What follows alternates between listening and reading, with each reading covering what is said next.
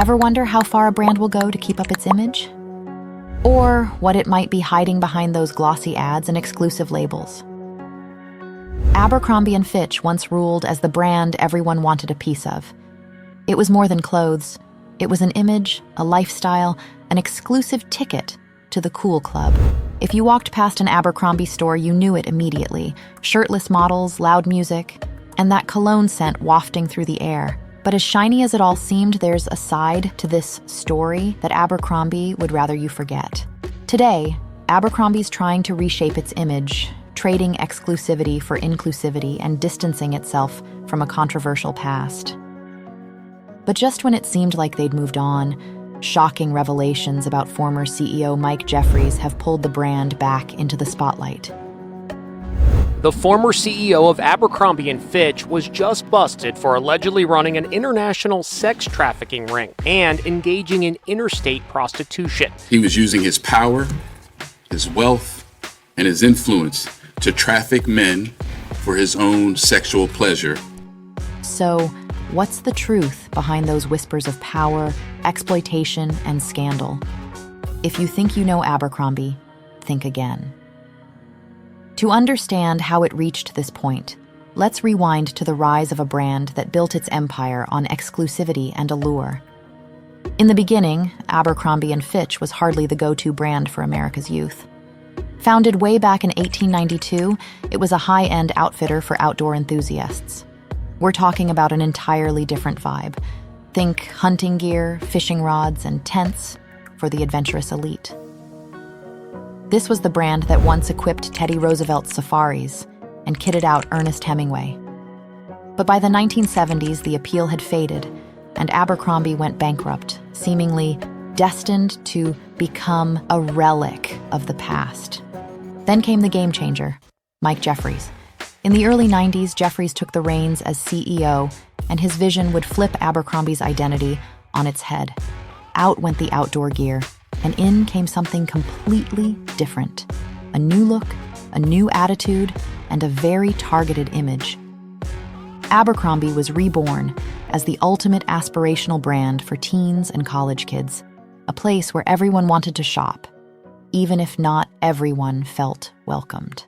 What set Abercrombie apart was its extreme focus on exclusivity. Jeffries had a clear mission: make Abercrombie the brand for cool, attractive young people, the ones he imagined as a preppy, all-American crowd. The new stores were like nothing anyone had seen before. Dimly lit, pulsing with club music, and packed with shirtless models at the door, these weren't your typical shopping malls. Every aspect was designed to pull people in, from the mysterious storefronts to the overpowering smell of their fierce cologne. It wasn't about the clothes alone. It was about the whole Abercrombie experience. The appeal was undeniable, and it worked. Teens and young adults flocked to the brand in droves. Abercrombie & Fitch was now the ultimate status symbol, with its logo emblazoned shirts and low-rise jeans becoming essentials in closets across America and beyond. By the early 2000s, sales skyrocketed, and stores popped up in malls all over the country. The brand even launched Hollister, catering to a younger, beachy crowd. At its peak, Abercrombie was earning billions and expanding internationally, redefining what it meant to be cool in the process. But with this rise in popularity came a darker side. Abercrombie's appeal was built on an image that was, by design, exclusionary. And soon, that image would start to show cracks. The very policies and marketing that made the brand iconic were about to become its biggest liabilities. While Abercrombie & Fitch's exclusive image kept it at the top of the cool list, the cost of this exclusivity was becoming harder to ignore. To many, it felt like Abercrombie wasn't just about selling clothes. It was about selling an identity. And if you didn't fit that identity, you simply weren't welcome. Former CEO Mike Jeffries made no secret of this approach. In a now infamous 2006 interview, he stated bluntly, "We go after the cool kids. We go after the attractive all-American kid with a great attitude and a lot of friends." It wasn't just marketing talk. Abercrombie's hiring practices, store layouts, and product designs all reflected this exclusive vision. The message was clear. Abercrombie was a club for the right kind of people. And if you weren't that type, well, you just didn't belong. These policies soon came under fire for discrimination on multiple fronts. Reports emerged of Abercrombie stores refusing to stock plus sizes and of hiring practices that blatantly favored young, white, attractive employees. Former staff described being ranked and selected based on appearance, with strict dress codes that seemed to penalize employees for their race, body type, or personal style. This wasn't just a vibe, it was a legal problem. The backlash intensified with lawsuits that revealed deeper issues within the company. In 2003, Abercrombie faced a class action lawsuit over discriminatory hiring practices, which accused the brand of excluding applicants based on race and appearance. The suit was settled for $40 million, with the company agreeing to hire a diversity officer, but the brand's public image had already taken a hit. The issues didn't stop at hiring practices. Abercrombie's product line itself reflected the brand's narrow vision of what was cool. Its stores carried little diversity in sizing, and some of its graphic tees featured stereotypical and offensive imagery. One infamous t-shirt showed a racist depiction of Asian people alongside the slogan, "Two Wongs can make it white." The backlash was swift, with boycotts and protests across the country, but Abercrombie doubled down on its image, seemingly unwilling to widen its scope. Abercrombie's cool, kids-only attitude quickly became out of step with shifting cultural values as the 2010s approached. Social media began amplifying calls for inclusivity and representation, and while other brands adapted by expanding their sizing and featuring diverse models, Abercrombie's rigid and exclusionary policies felt outdated and offensive to many. This failure to evolve with changing fashion trends and societal expectations led to a rapid decline. By the 2010s, the brand was losing market share to more inclusive, fast fashion competitors like H&M and Forever 21. Sales plummeted, forcing Abercrombie to shutter hundreds of stores. As malls lost their status as social hubs, the brand's heavy reliance on physical retail locations became more of a burden than a strength. Despite the backlash, Abercrombie held on to its identity for years, perhaps believing that exclusivity would continue to be its biggest asset.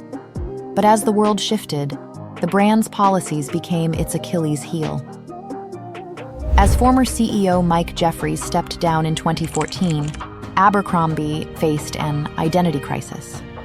The public no longer saw the brand as aspirational. Instead, it became synonymous with exclusion and controversy.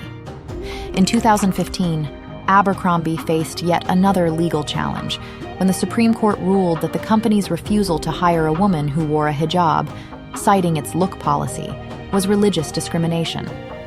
The brand that had once celebrated exclusivity was now seen as out of touch, and its rigid adherence to its old values became its downfall. In the years that followed, Abercrombie would attempt a rebranding, but the damage was done. Its fall from grace serves as a stark reminder that exclusivity, once seen as a selling point, can quickly turn toxic in an era that increasingly values inclusion and social responsibility. These revelations were just the beginning. What initially appeared to be a brand built on exclusivity now unveiled a much darker underbelly, one that extended far beyond its glossy storefronts. As if Abercrombie's reputation wasn't already under fire, the recent allegations against Mike Jeffries have thrust the brand back into the spotlight, and for all the wrong reasons. But the revelations don't stop there. Prosecutors allege that these gatherings, which spanned from 2008 to 2015, involved far more than career networking. According to victims, Smith and Jeffries, along with an associate who acted as a recruiter, used manipulation and coercion to control attendees. Young men who hoped for legitimate career opportunities were allegedly plied with alcohol and drugs or even injected with substances to prepare them for the night's agenda.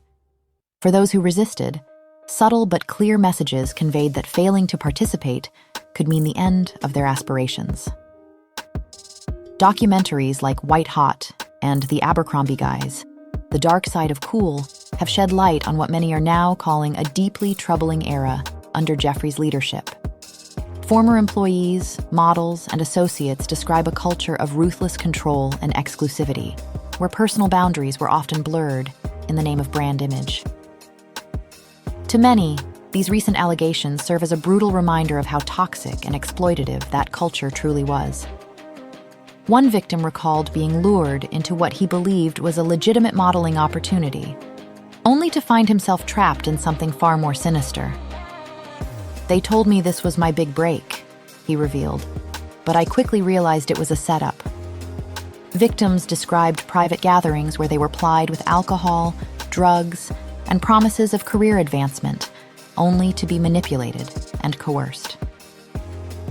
In the documentary White Hot, another victim described feeling trapped in a cycle of exploitation, unable to speak out for fear of retaliation. "They made you believe that your career was on the line," he shared. "Once you were in, there was no way out." Though Jeffries has not been with Abercrombie & Fitch since 2014, his legacy remains uncomfortably tied to these allegations. For a brand that once prided itself on setting the standard for cool, the scandal has exposed a far darker undercurrent. The brand's highly controlled image, once seen as aspirational, is now steeped in accusations that may change the way people remember Abercrombie & Fitch forever. Public reaction to the 2024 charges against Mike Jeffries has been intense. Social media is buzzing with users expressing shock, while influencers question how Abercrombie can move past such dark allegations. "It's hard to believe a brand I grew up with could have this behind it," one fashion influencer posted, summing up the mood. Some are calling for boycotts, while others remain cautiously optimistic about the brand's recent rebranding efforts. In response to the charges, Abercrombie & Fitch issued a brief but pointed statement saying, "We are appalled and disgusted by the allegations against our former CEO. Since 2014, we have been committed to building an inclusive brand and will continue to cooperate fully with law enforcement as these disturbing allegations unfold." While some consumers have acknowledged the company's efforts to distance itself from its controversial past, many feel this response falls short of addressing the gravity of the accusations. In recent years, Abercrombie & Fitch has made a visible effort to reinvent itself, driven by the need to shake off the heavy shadows of its controversial past. After Mike Jeffries' departure, the brand underwent significant changes under new leadership, particularly with CEO Fran Horowitz at the helm since 2017. Horowitz has made it her mission to align Abercrombie with today's ideals of inclusivity, diversity, and acceptance, values once glaringly absent from the company's strategy. This rebranding, however, goes beyond surface-level adjustments. Abercrombie's latest campaigns feature models representing a wide range of body types, ethnicities, and ages, aiming to craft a brand identity that speaks to the modern consumer. Stores have also been redesigned to shed the cool kids-only vibe, replacing dimly lit, exclusive spaces with open, welcoming environments. The sexualized ad campaigns that once defined the brand have been replaced with messaging centered on comfort, confidence, and community. Abercrombie's product lines now reflect this new vision, with an emphasis on accessible and comfortable fashion, instead of the high-gloss exclusivity of years past. The brand's partnerships with organizations like the Trevor Project, promoting mental health and LGBTQ+ youth support, underscore its commitment to these evolving values. In particular, the success of the Curve Love collection, jeans designed with a broader range of fits and sizes, has helped the brand tap into a more diverse and inclusive customer base.